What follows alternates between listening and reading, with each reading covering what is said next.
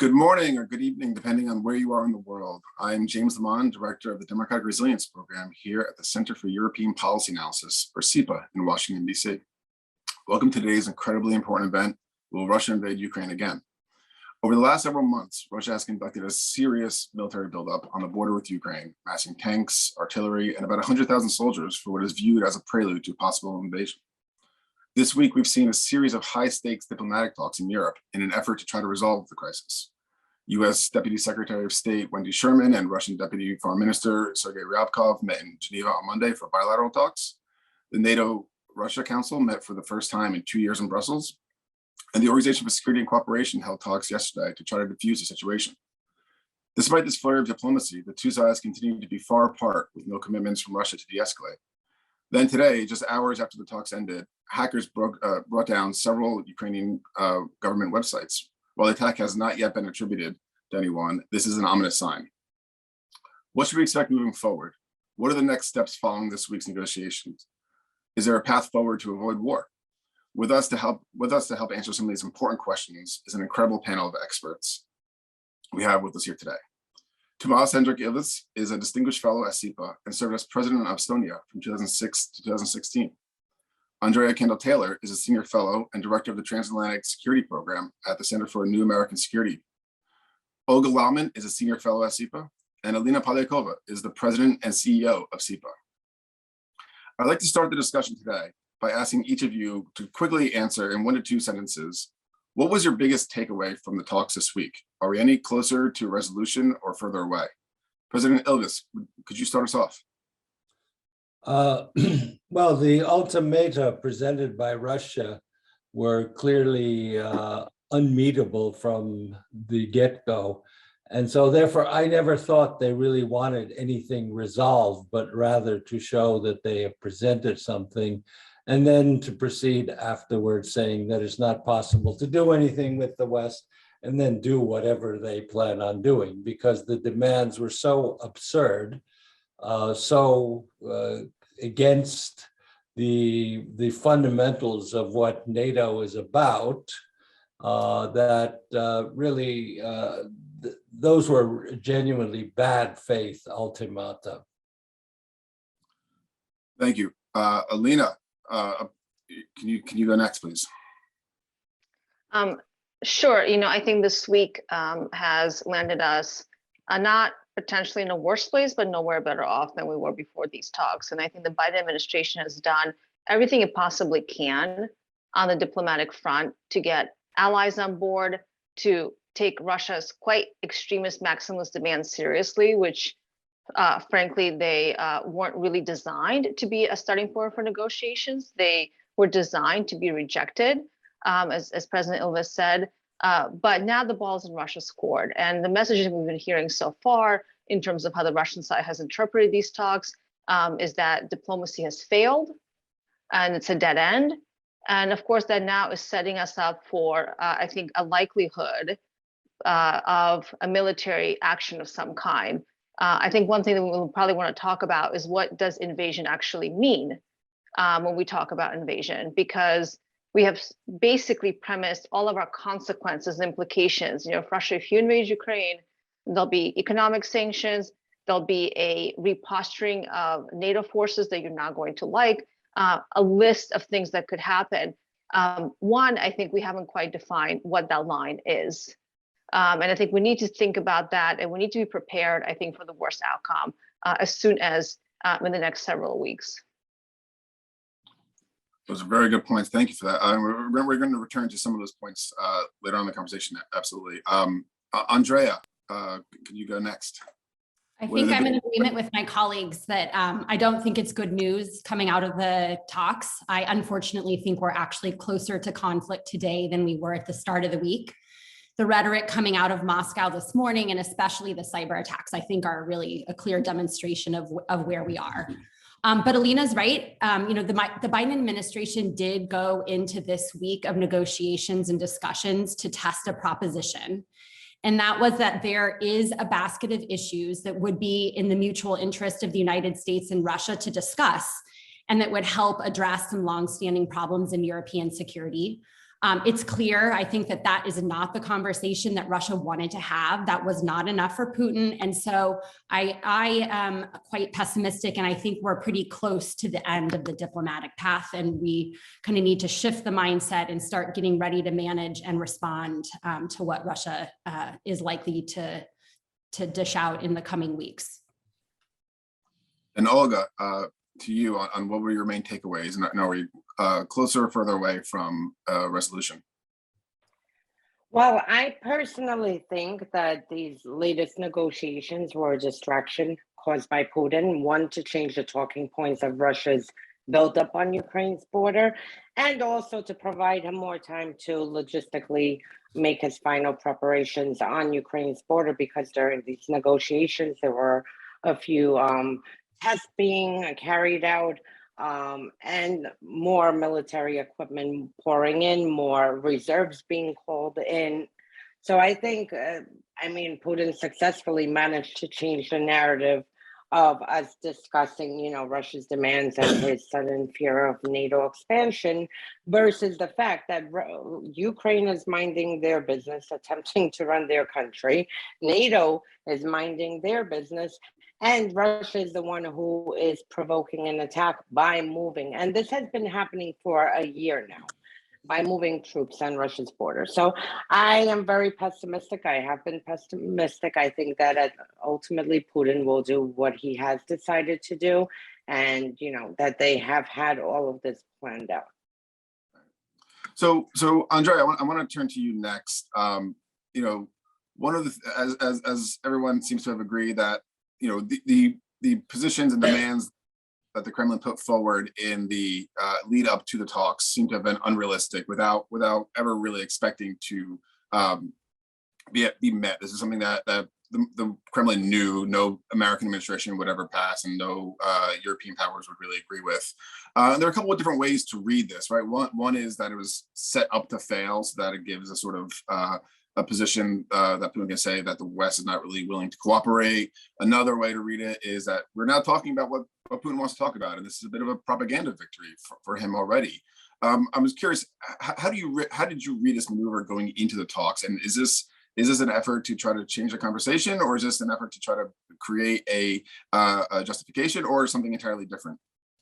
So I guess I'll start really quickly by just saying I'm not really a fan of arguments that say that Putin has won a propaganda victory, or that by sitting down with the Russians that they've somehow extracted concessions from the United States.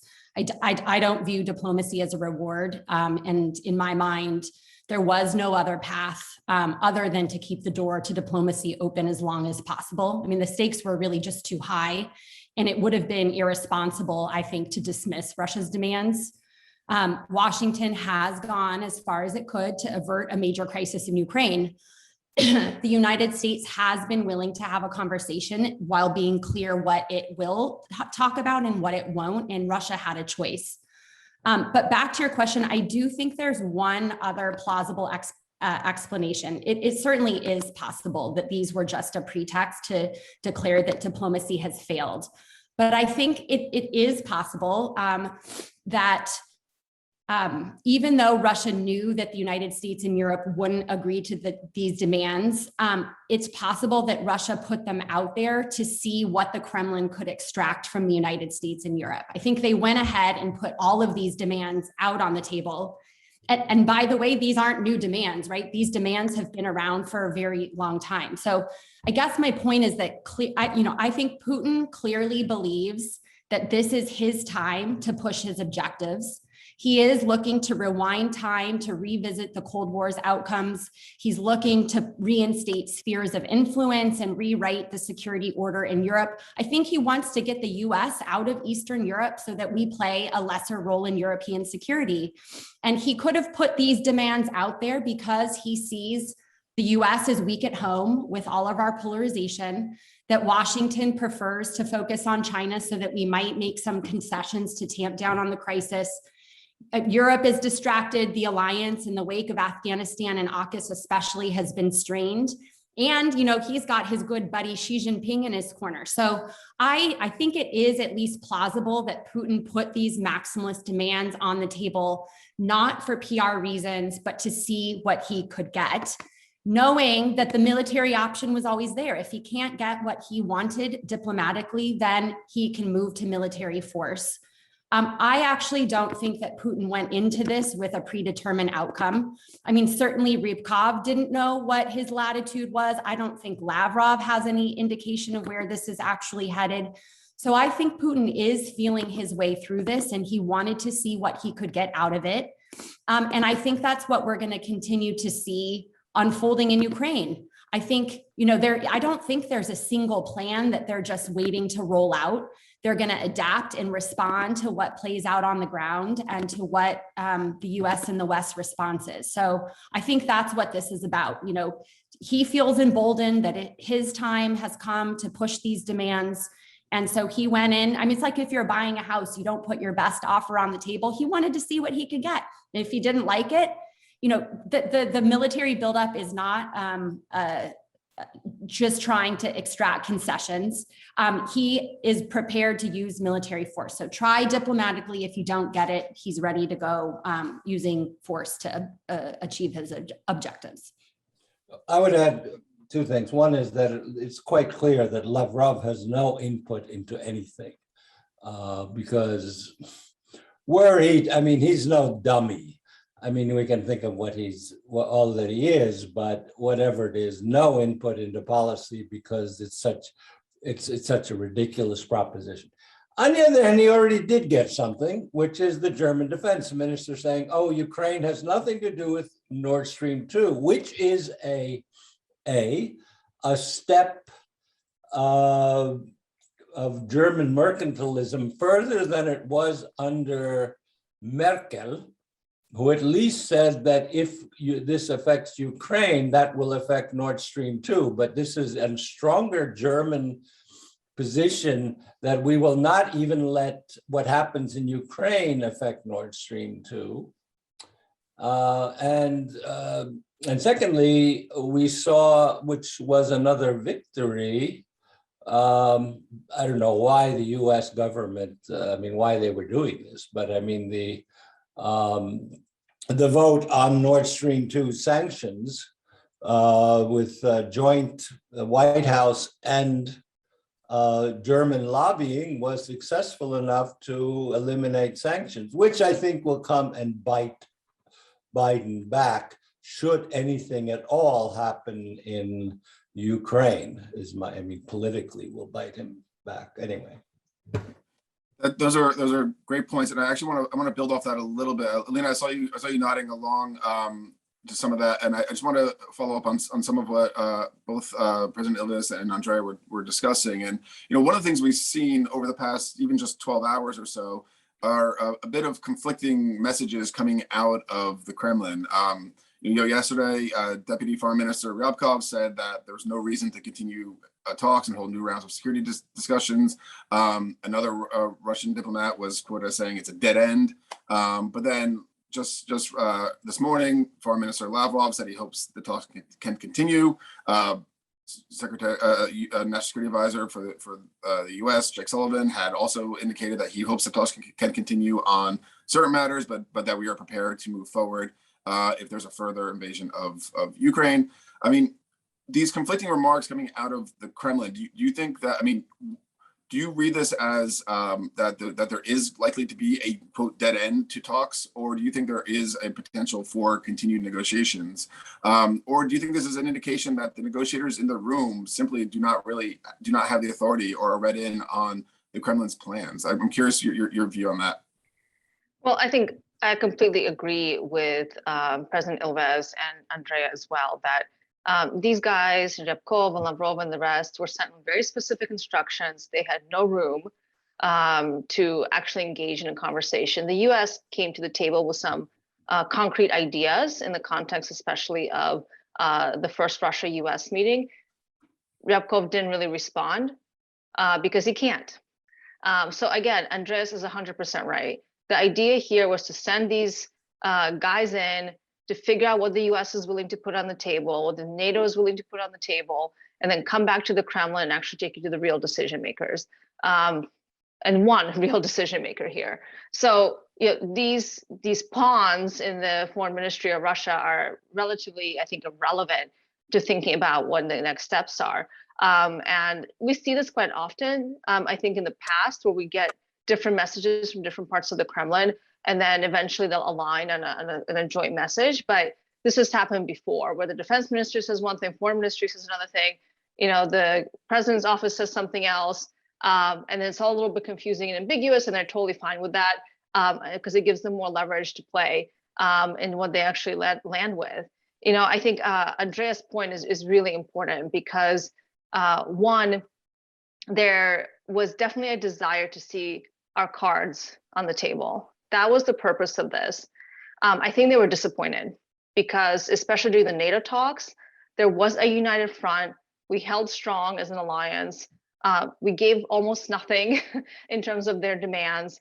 I would have liked to see our own set of demands on the table, to be honest. That would have been an interesting type of negotiation or preliminary talks, as these are being called. Russia, you have these concerns. Well, here are our demands. Get out of Ukraine. Get out of Crimea. I mean, it's interesting that we just accepted the Russian line that Crimea is not up for a conversation, period. This is what they've said. It's a non-starter. We've accepted it. I think we need to really be thinking about, what do we want from the Russian side, and being very clear about it, because they've been very clear about it. Because at the end of the day, this diplomatic effort, I don't think is going to change their calculus. What they know now is a few more data points. And Andrea's right that I don't think there's a preconceived plan. There's scenarios that are being played out now. This is a chessboard that the Russians have set up, and there are potential scenarios that could take place. I think one area that we are underestimating, I think a lot of us in the analyst world are also making an assumption that the military buildup on the border, and I agree with Andrea, this signals the willingness to use force. It's real, but we're assuming that it will be a land war. And I am convinced that one of the options that they must be considering is whether they use this as an air campaign opportunity. They've had the practice now in the theater of Syria. They could potentially, one scenario that I'm sure they're considering is causing some damage on parts of Ukraine that most Russians don't care about, because let's remember, dropping bombs on people that look like Russians, cities that look like Russian cities, is not going to play very well in Russia for a domestic audience. But Southeast Ukraine, that has already been ravaged by war quite significantly, I could see a scenario in which we see an air bombing campaign on part of that territory, and then the Kremlin says, okay, remember those demands we made? What about now?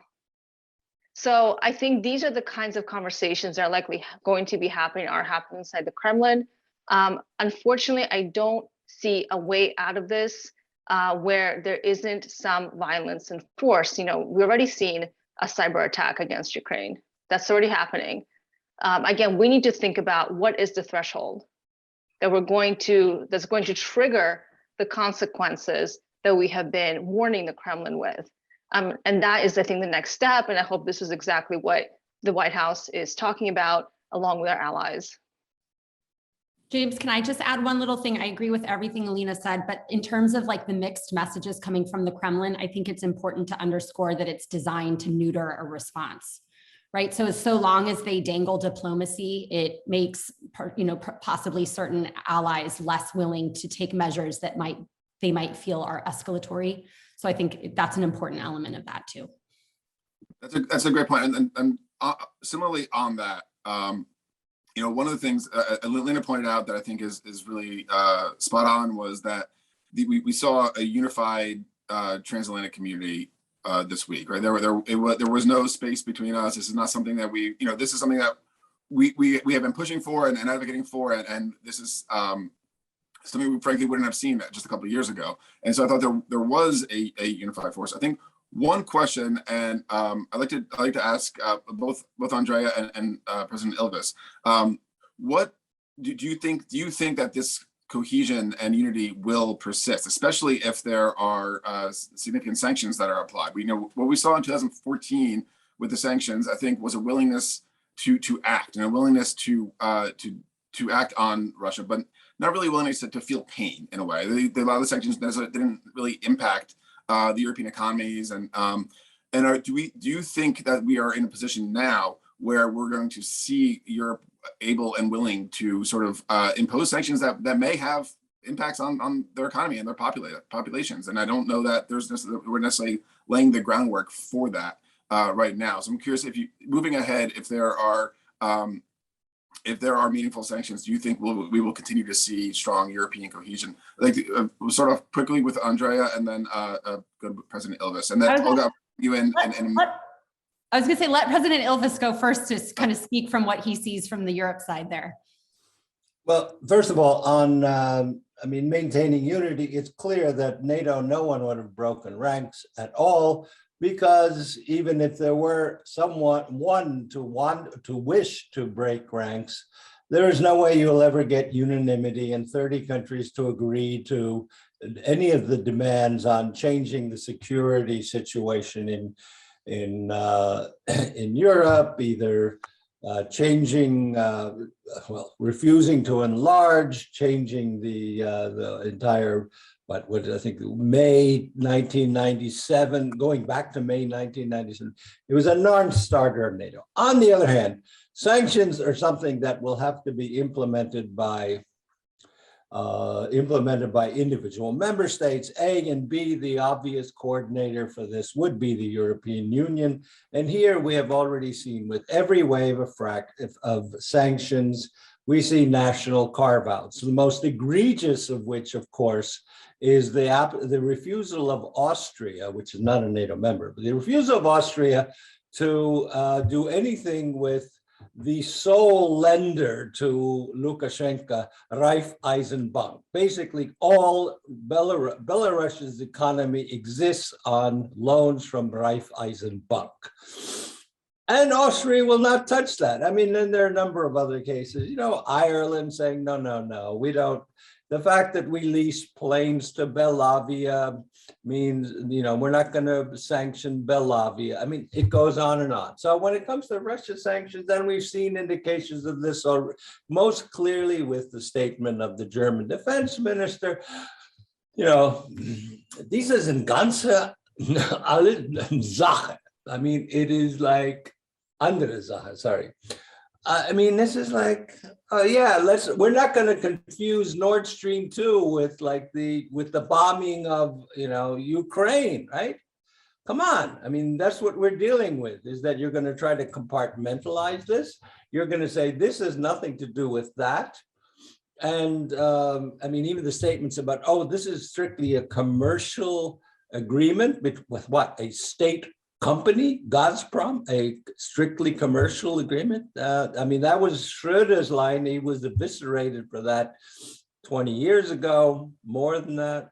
And we still hear it. I think it's, I don't even understand what is going to happen with this coalition in Germany between the very strong statements from Baerbock and the Greens and some of the Green foreign policy people, like Mr. Bütikofer, and then the Secretary General of SPD first coming out saying no, we're not going to touch Nord Stream, and now the Minister of all places Defense.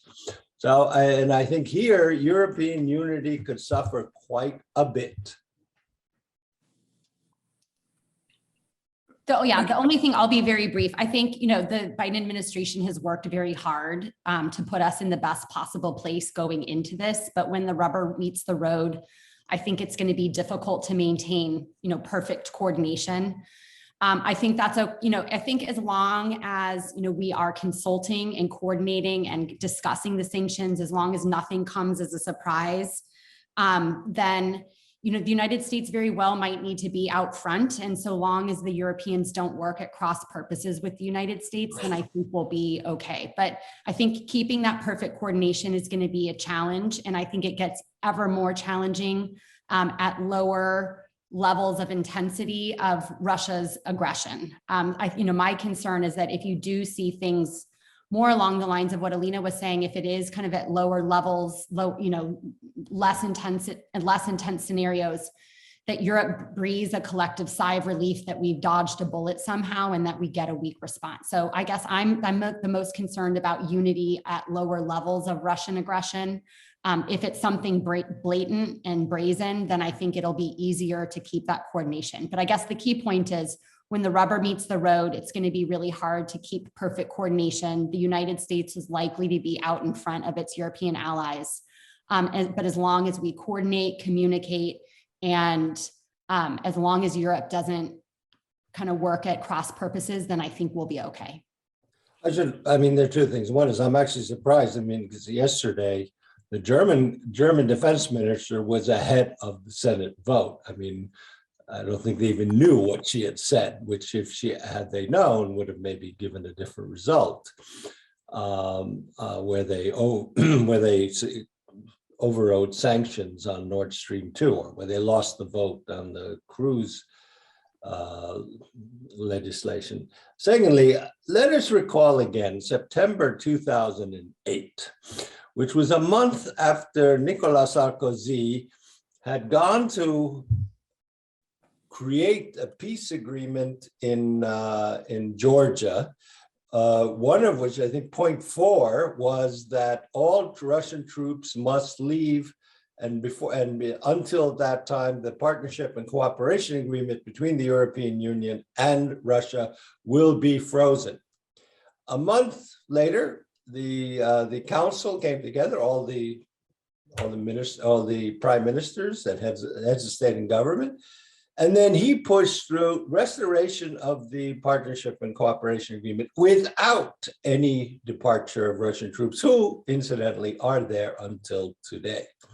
And he came out of there declaring, thank God, common sense prevailed. Those were his words on his own peace plan.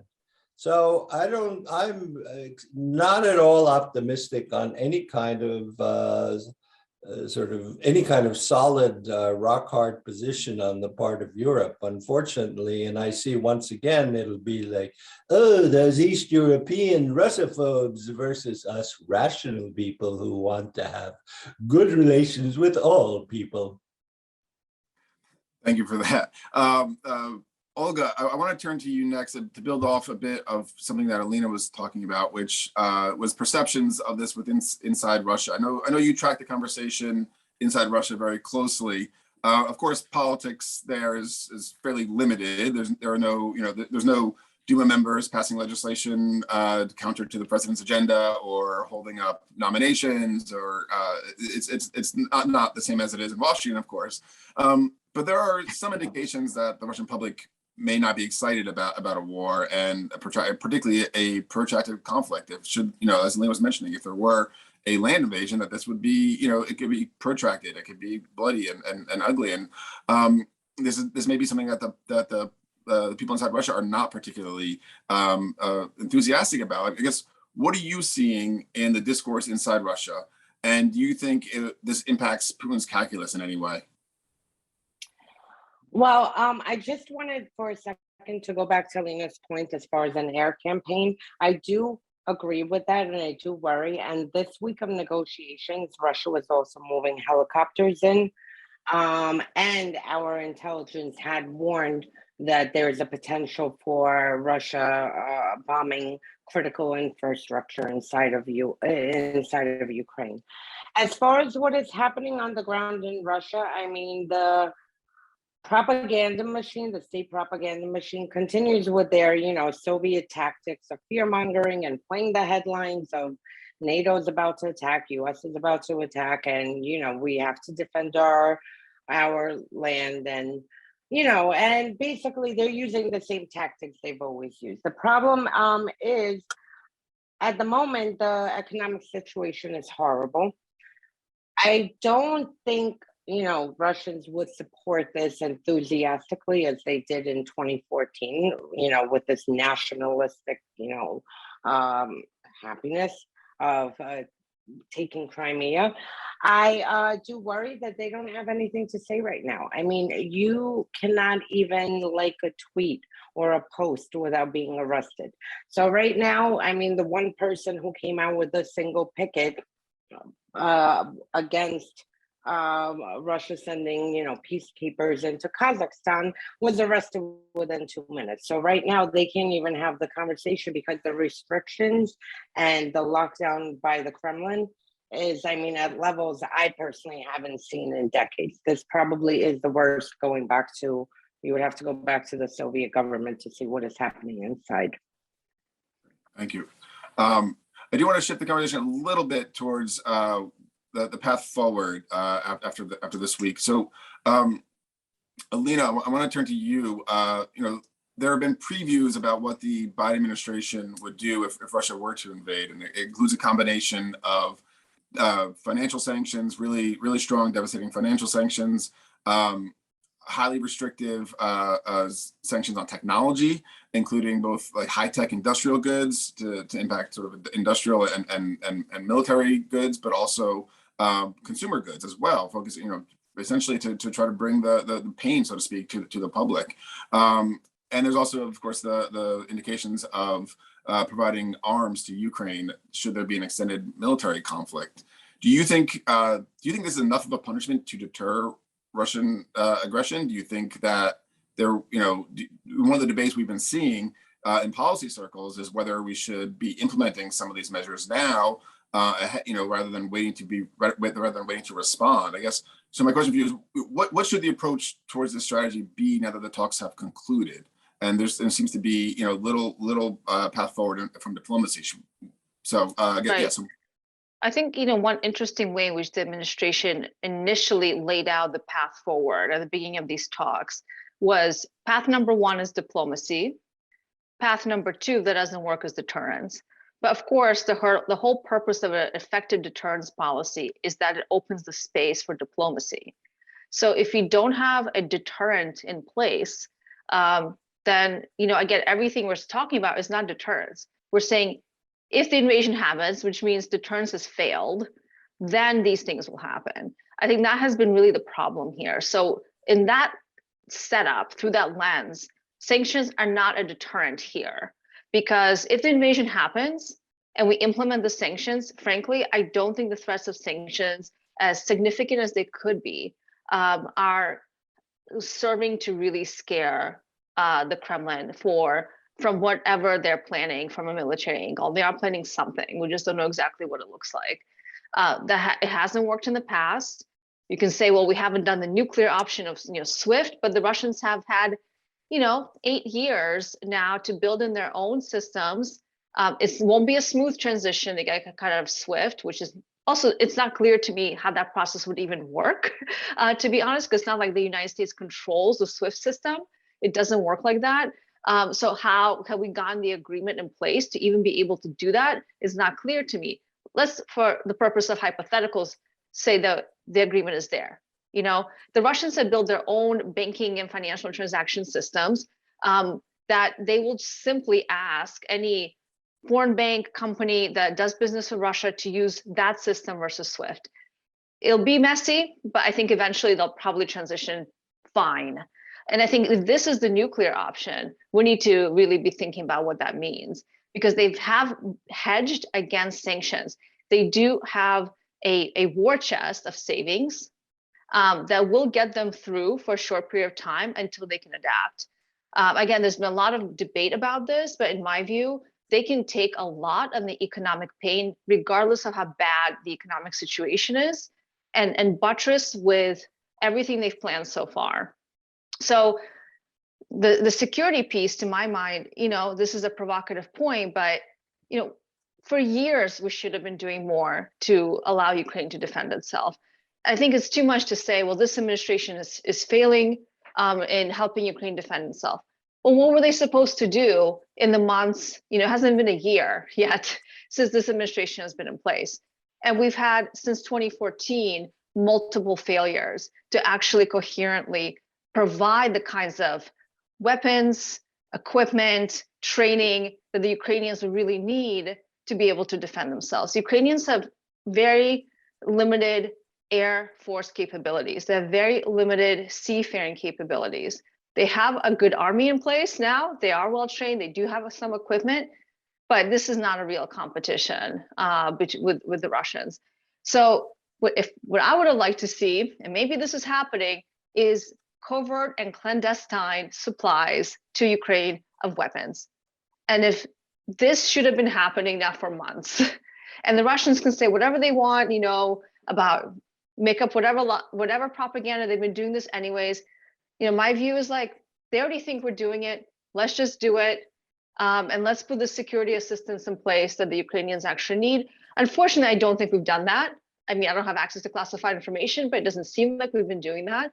So again, I think, we'll say, okay, we'll reposture towards a more assertive NATO Eastern flank stance. But I think where this conversation is going is that we can't really do anything about Ukraine as an alliance. And what we can do is provide greater coherence and cohesion to NATO and secure the Eastern flank.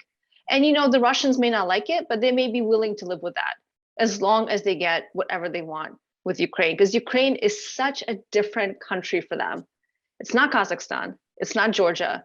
It is, as Putin himself wrote, part of the Russian vision of nationhood. So it is a completely different conversation. It's not it kind of goes beyond logic in some ways to be a very emotional conversation and a vision that I think Putin has for his own legacy, but also for the legacy of Russia. So unfortunately, I think this is the scenario we're heading in. How we're going to get there, what it's going to look like, I'm not sure. I don't think the Kremlin is sure yet, but this is it.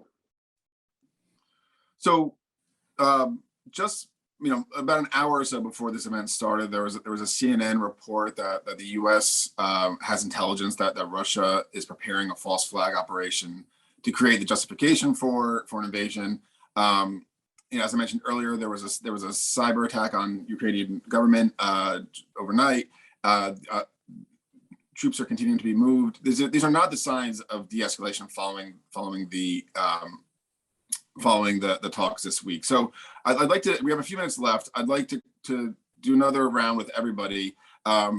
Basically with these most recent events, with the closure of the talks throughout this week, what would be your advice if you were sitting down with President Biden? What would be your advice to him on the best next steps forward? And we can go, why don't we go in reverse order from what we did in the opening round? So Olga, I'll turn to you next. My personal advice is that U.S. has to provide, I personally think one of the most, successful things that could happen is U.S. providing Ukraine real-time intelligence as troop movements are moving and, and what is happening logistically on the ground. I also think we need to supply Ukraine with weapons. I do know that, since 2014, we've had a small group, us, the British, who have been training Ukrainians, but we need to increase that. And we need to let Russia know that we will not back down from this, because while I agree with Alina that, Ukraine is special for Putin and it's part of his legacy goes far greater. And you see this with even the provocative statements this morning from Lavrov, that now they're threatening Finland, they've threatened Poland, they've threatened pretty much, everything, all the former Soviet Union states. And Putin continues to say that, the collapse of the Soviet Union and the loss of territory was one of the biggest catastrophes to happen. So I personally think that we really, really need to help Ukraine logistically with weapons. We need to provide them real-time intelligence. And we also need to focus. We know who the oligarchs are who move the money around the world for Putin.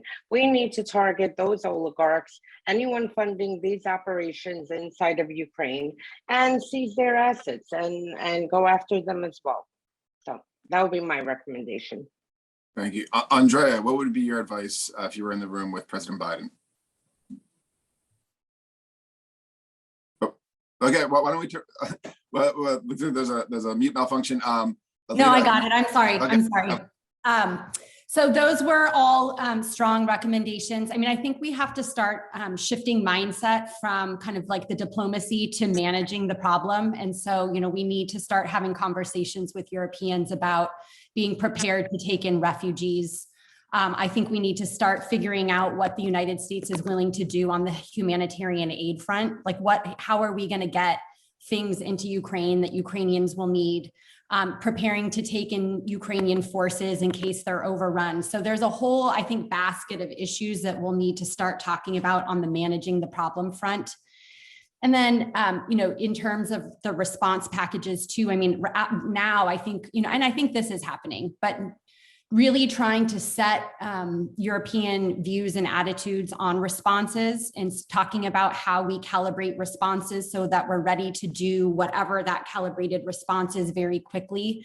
I hope it's kind of setting a floor with the Europeans such that even if it is at the lower end of the spectrum, that there is some minimum thing that we're all in agreement that we're willing to do. So there's that part of it. And then I think just Olga made such important points. I mean, this is likely to be kind of a long-term affair. This is, you know, I think we're likely to be in this for some time. So, you know, all of the steps and efforts, again, about maintaining alliance unity, strength of the alliance, going after the oligarchs and the kleptocrats is really critical to kind of try to take the legs out of the Putin regime. And you know, I mean, that's the organizing principle of that regime. There's Olga's point too about the repression inside Russia is so important. I think we have to kind of, that has fallen off the agenda in terms of administration's talking points and what we're highlighting. It can be demoralizing to people inside Russia who are fighting for those freedoms and those rights. So making sure those points don't drop off the agenda, and really importantly, doing more than talking, but supporting. All of these people are leaving Russia, Russian civil society actors, members of the opposition. How do we relocate these people? Are there fellowships? Are there ways that we can support them? All of these investigative journalists are now outside of Russia. How do we enable civil society to continue to do their work from outside Russia? So I think we start, I mean, I guess it's the point of like that third package of things is shifting into a new phase of US-Russia relations. The stable and predictable relationship that the Biden administration went in is over. And so what does US-Russia relations look like now that they have escalated in this way? It's going to be a rewriting of the policy and the approach. I think we're likely to have a new phase in Russia-China relations. I mean, we're going to have a Russia, I think, that's all in with China. And so how do we think about that? What do we do about that? So I think it's also starting to do some of the like medium to longer term planning about what this relationship looks like as well. Those are all great points, especially the humanitarian aid point, which we haven't really discussed much, but is incredibly important. Alina, what would be your advice to President Biden on next steps forward? Look, I agree with the focus on anti-corruption and elements of that, because this has been a key thing we've been very slow on. And it is the lifeblood of the regime. And I think they need to understand that it's not just going to hurt the Russian people, it's going to hurt them and their bank accounts and their assets. So anything that we can do to start pushing forward on a set of policies and actions there, along with our allies, would be a really key part of the strategy for the administration, I would think. Just to comment on what Andrea has said, you know, and I'm sure President Ilves will have some thoughts on this, who wrote an article about this recently for us at CIPA, about the crises that we're going to see if there is an actual invasion, which is looking, again, more and more likely. The refugee crisis that we'll likely see from Ukraine. We need to have contingency plans in place, and this is really a Europe issue, obviously, for what that might mean. I would add another thing to that list, which is energy. You know, Nord Stream 2 pipeline is still in an ambiguous situation.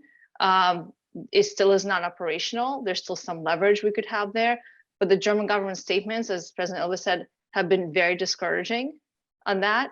But certainly Europe will need to face a reality in which they could be facing an energy crisis. Because Russia will use, and it has used, energy as a way to get Europe kind of lassoed up and push them against whatever the US strategy might be in terms of getting sanctions on board. And I don't think anyone is fully prepared for what that's going to look like, especially Germany, which is deeply, deeply dependent on Russian energy imports. Last thing I mention is that, as some people have also noted, that the US still imports oil from Russia. It's not as significant as some have said, I think, but certainly we need to be thinking about the contingency plan for a different supplier and ending that relationship as quickly as possible, because it is a bit absurd that we're still importing something like 20 million barrels of Russian oil a month by the last count. So these are the kinds of things we need to be building contingency plans around, crisis management, and of course, putting a plan in place immediately for securing NATO's eastern flank. Permanent troop presence in the Baltics, I think, is step one. The missile systems that we canceled in Poland and Czech Republic back in 2009, if I'm not mistaken, all of these things should be ready to go if anything happens, to make it very, very clear that we're serious about this. Again, the Kremlin might be willing to accept all that, but these are the kinds of things I hope that the White House is thinking through right now. Thank you for that. President Ilves, to close us out. Well, there are a bunch of things. I mean, from little things. I mean, yesterday, the Swedes announced a heightened state of readiness because of abnormal amphibious vessel traffic in the Baltic Sea. There are no US vessels in the Baltic Sea. Maybe it's, which has, in the Baltic Sea has Denmark, Germany, Poland, Latvia, Lithuania, and Estonia as members on the Baltic, so maybe a little presence would be helpful there too. Alina stole my thunder, but I was going to say, look, I wrote this piece, 3 to 4 million Ukrainians coming over the border, where they have a land border with 4 EU countries, and they have visa-free travel to those countries. So, I mean, you just come across the border in your car and show your passport and you're in. So 3 to 4 is a low estimate. I talked to someone in Ukraine who deals with these issues, and there's been some discussion of this, and they were told that there are not enough tents in the world to deal with what would happen if the Russians do something. And so I think, I mean, I think as soon as it goes military, it's going to get, we're going to see a lot of people leaving. Next step, I would say, which is moving, those are like sort of simple, obvious things that don't really touch it. I would, personally, I would declare a no-fly zone in Ukraine and ask the European Union or NATO or the US to enforce it. You've had no-fly zones in all kinds of places. Syria, you've had one. I mean, you've had one in the former Yugoslavia. I mean, why not have a no-fly zone that says no one flies? All right, that may affect civilian air traffic in Ukraine a little bit, but I don't think they're going to be risking too many flights anyway if it goes into air war. And we do have MH17 to remind us. And finally, which the US can do, is it can freeze the assets of all of these people. And I don't just mean that, Deripaska, Washington mansion. The man, well, I forget his name, but anyway, the guy who led the Duma charge to ban adoptions for US citizens, owned at the time, and this was many years ago before, I'm sure this is worth more, but $2.9 million condo in Miami. Freeze it. Freeze the consigliere of Semyon Mogilevich, the mafia don of dons.